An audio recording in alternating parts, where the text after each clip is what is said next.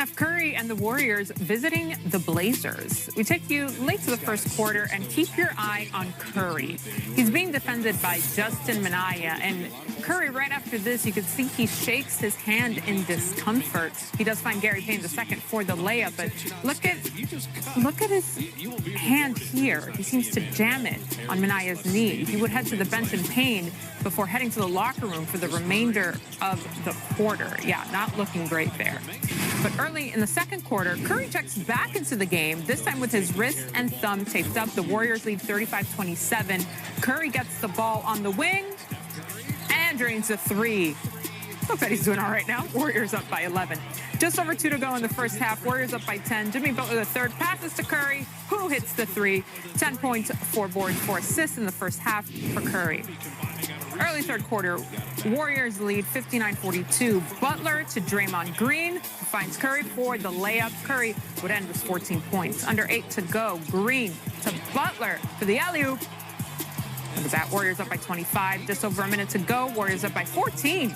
Butler goes up and under for the layup and the foul. 24 points, 5 boards, 7 assists. Warriors win 103-86. Here's Steph at the podium. I'm feeling great, ready to play game 82 on Sunday. I'm excited about it. I don't want to be too dramatic. Like it should be a game 7 kind of vibe. You win, and again, you control your destiny on a guaranteed playoff series. You lose, you roll the dice. So I think I said last game, like good teams find a way to win, big games like that, and that's what we're aiming to be.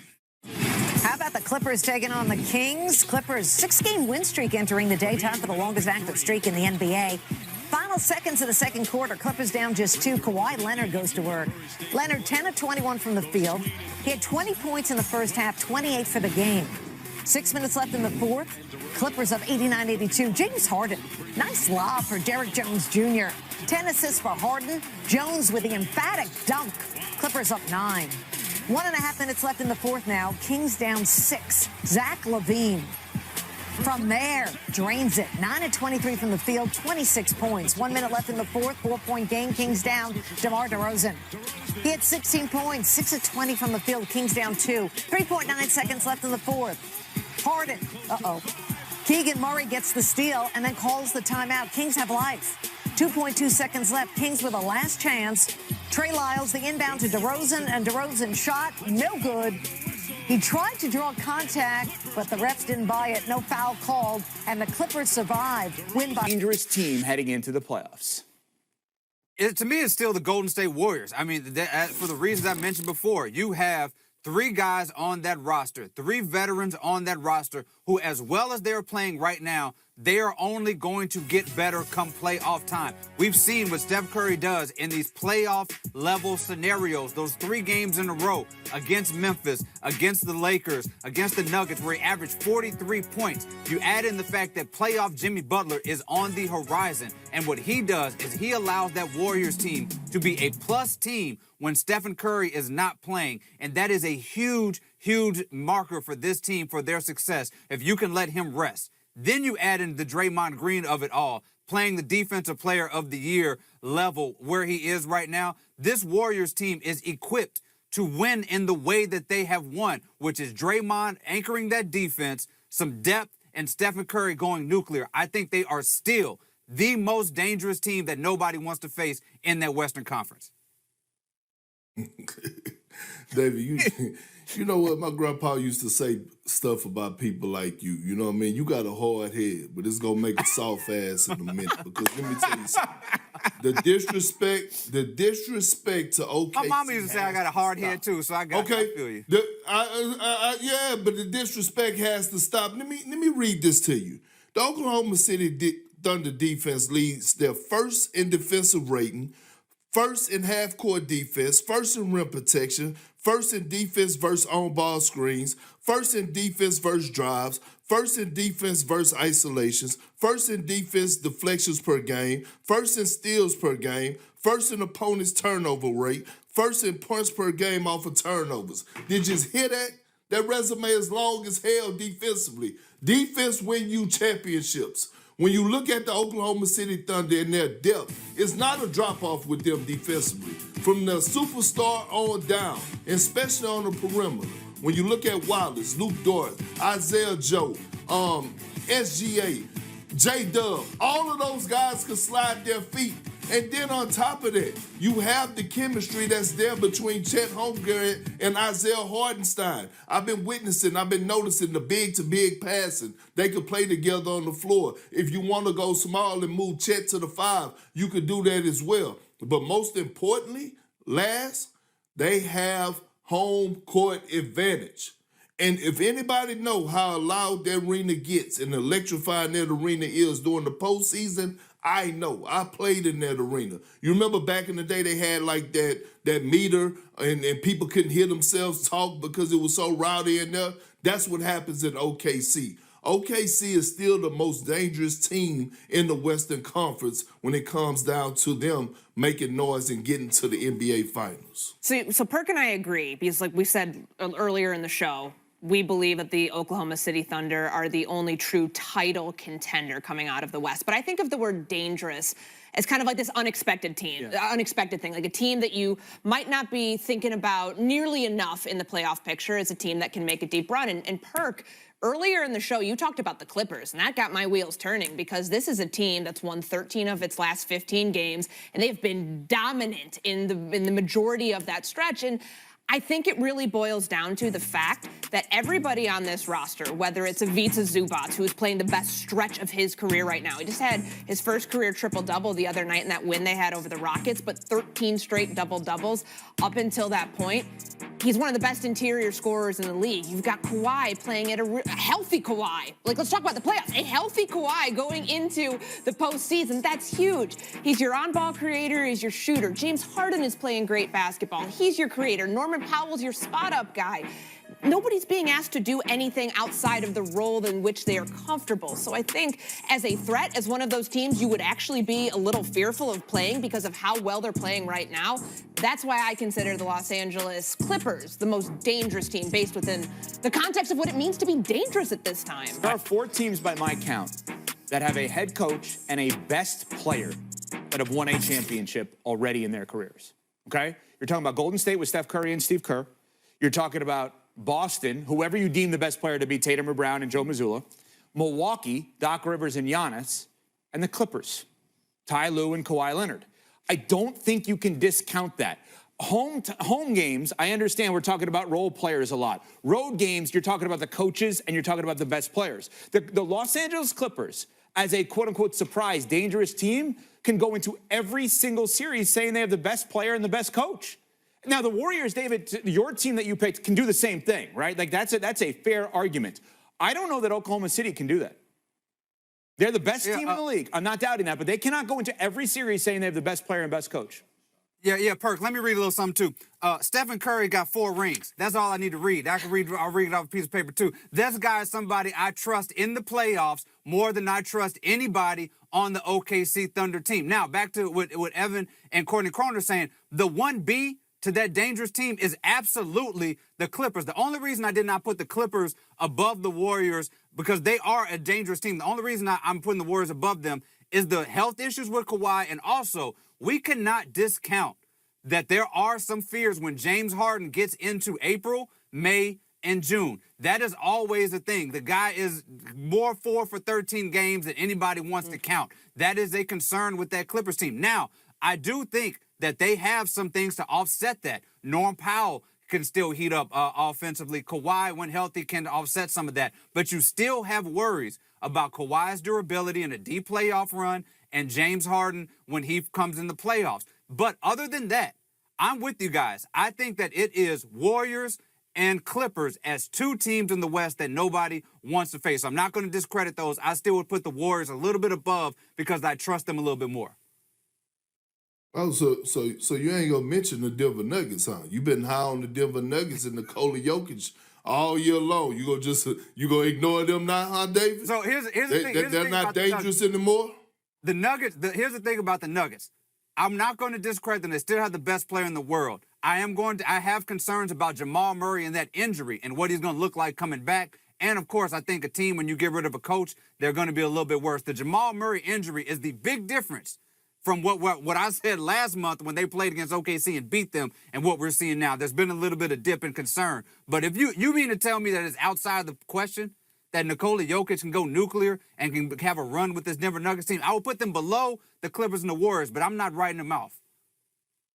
All I'm saying is we got to stop moving the needle. You know what I'm saying? We got to keep the same energy. We got to keep the same energy that we kept for LeBron James when he was in the Eastern Conference, or he was quote unquote labeled the best player in the world, right? We didn't give him any excuses. Same with Giannis when he had his stint of being the best player in the world. We didn't give him any excuses. Same with Steph Curry. We didn't give him any excuses. If Nikola Jokic is the best player in the world, his team still should be dangerous, right, David?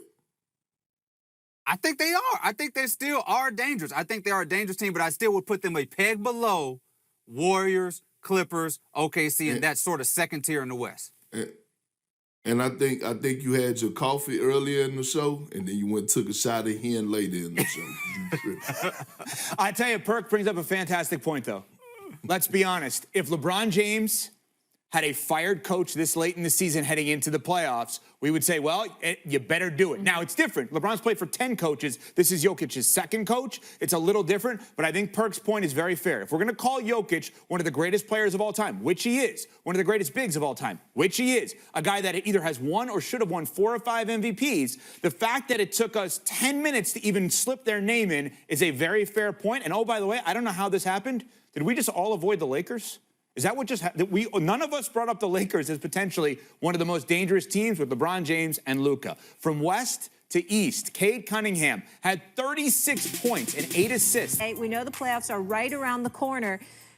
Can Draymond be trusted? I'm going to say yes, but with trepidation. I believe in the brother. He's a 4-time champion.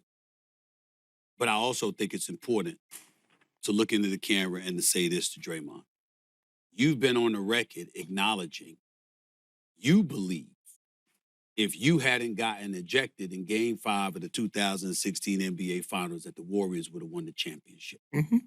Last year, due to the multiple suspensions and stuff, y'all missed the playoffs.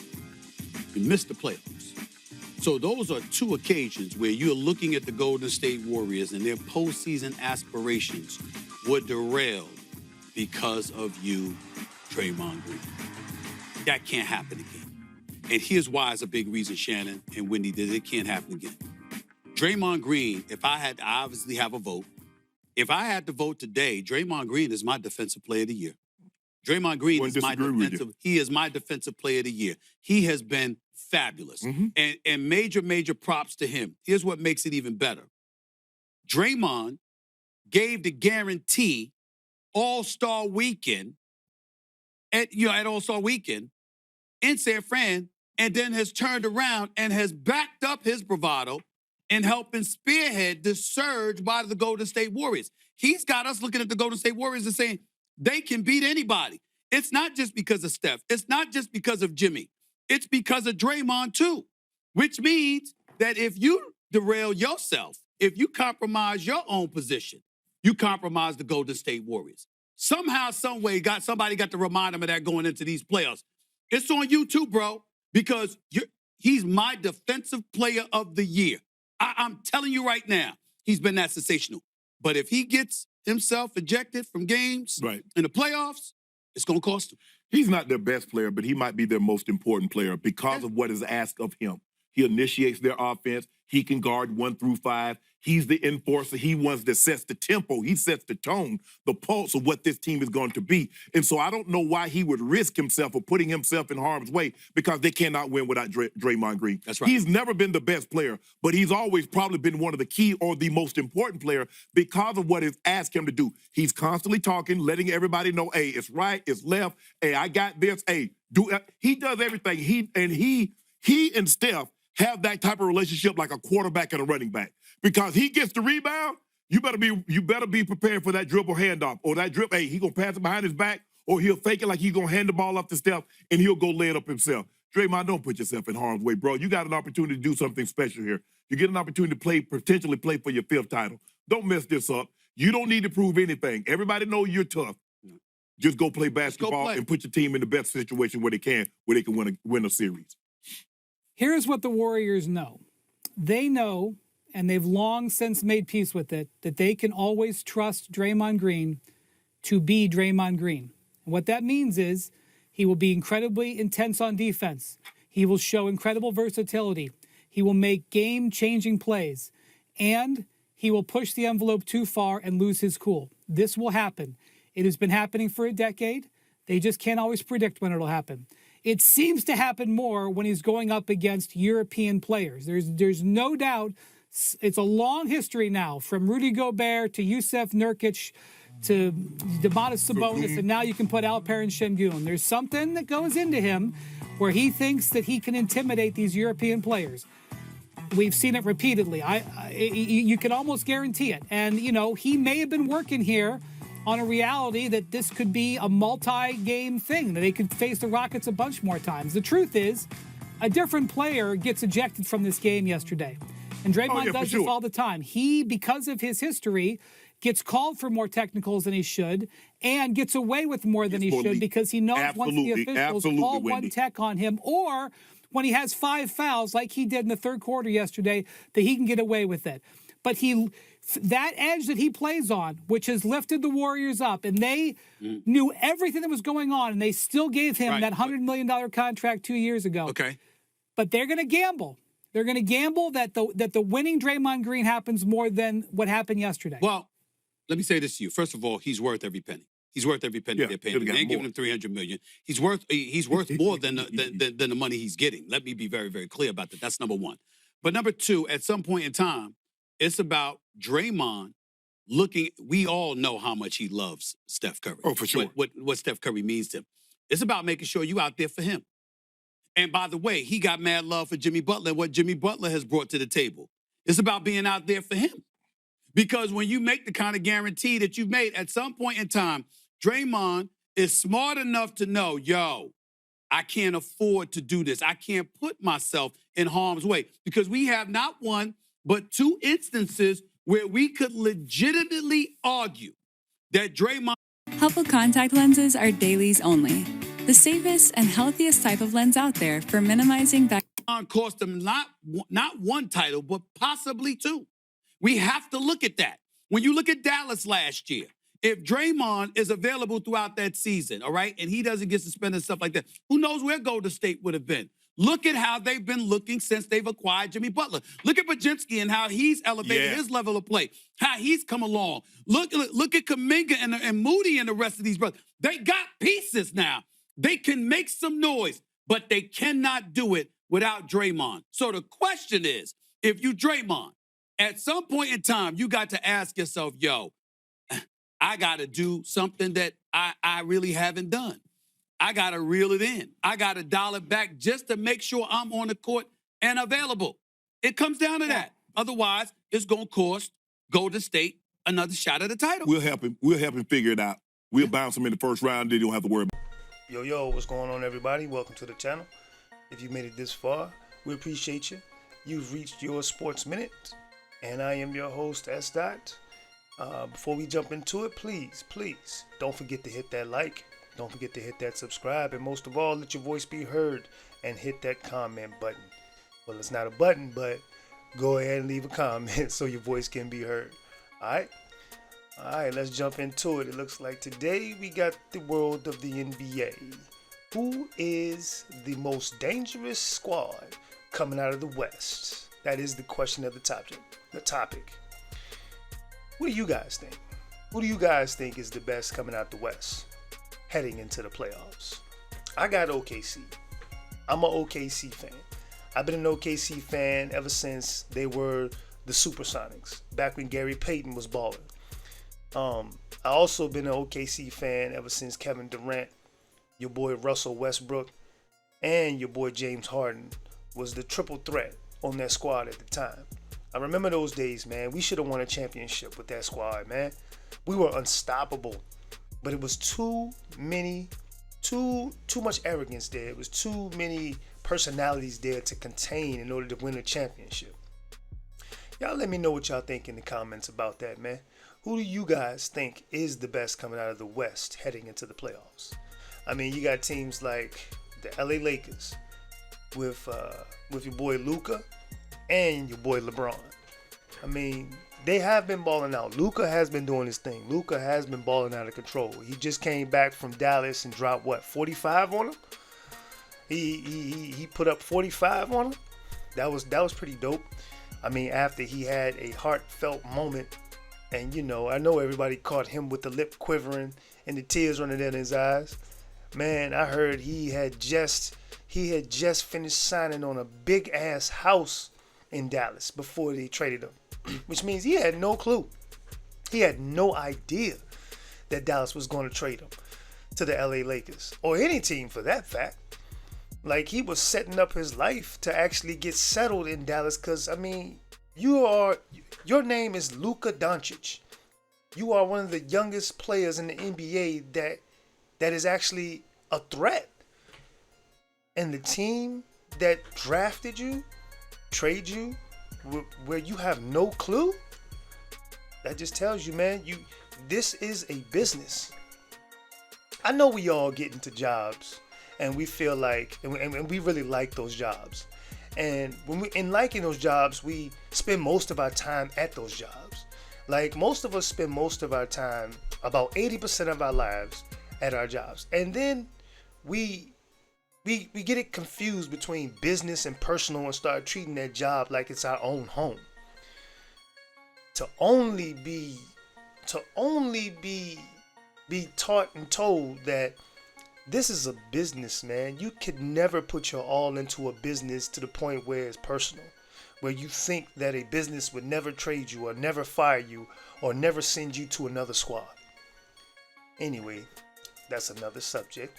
But yeah, y'all let me know how y'all feel in the comments, man. Who do you got coming out of the West as the most dangerous squad heading into the playoffs? I got OKC all day. That's a very young team. First of all, like I stated, we're a young team. And as Kendrick Perkins stated, we are first in practically every category. We've done everything we're supposed to do, and we have a great record. But who's going to stop us? The Lakers?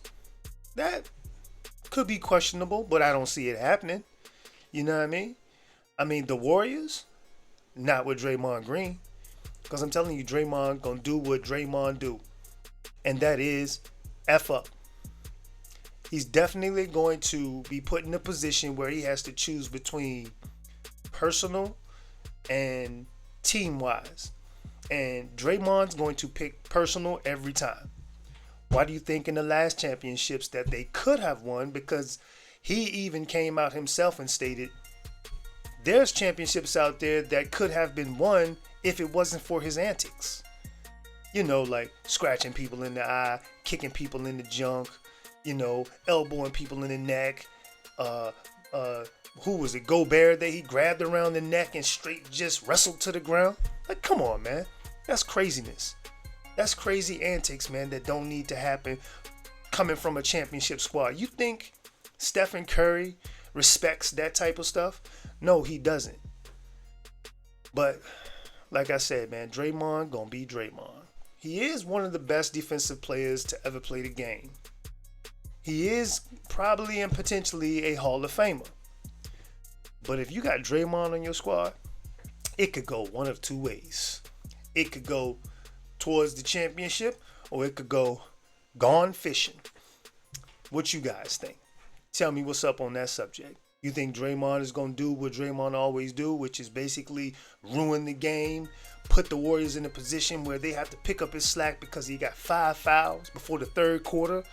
I mean, come on, man. You gotta grow up someday. You gotta become a real businessman on the court someday. You can't just be this, I'm gonna be your bully to everybody in the league, because it's not happening. He tried that on LeBron, and LeBron straight got up in his face and he straight walked off like a little bully that could not compete against somebody that was bigger than him. But like I said, DG gonna do what DG do, and that ain't gonna be what y'all think it is. Hit me up in the comments. Let me know what y'all think, bro. Tell me what y'all think on that subject. Will Draymond ruin the game, Or will he ruin the chances for the Warriors to make it to another championship title? Or will Draymond actually be an adult and actually be a team player this time around? And I also agree with Kendrick Perkins. You got a lot of these people out here that be picking teams as they go through the year, saying, oh yeah, this team's going to be going to the title, this team's going to be going to the title. But then at the end of the year, when it comes time for playoffs, they don't have that same energy. They don't have that same energy that they had at the beginning of the season when they saw things that they're not seeing now. I mean, I understand things change and teams become better or teams become worse. But like Kendrick Perkins said, we got to keep that same energy all year round. The same way that we spoke it in the beginning of the year, we got to have that same energy near the end of the year during the playoffs, because you have a lot of bandwagoners. You got a lot of people out here who will jump on the bandwagon just because they see a team rise up. That don't mean they're going to win the championship. That means that they probably just got some momentum. I mean, let's be honest. What you guys think? Tell me what y'all think in the subjects. Are there a lot of bandwagoners out here? Are there a lot of people who pick teams just because other people pick teams? Or is it going to be the end of the NBA sport?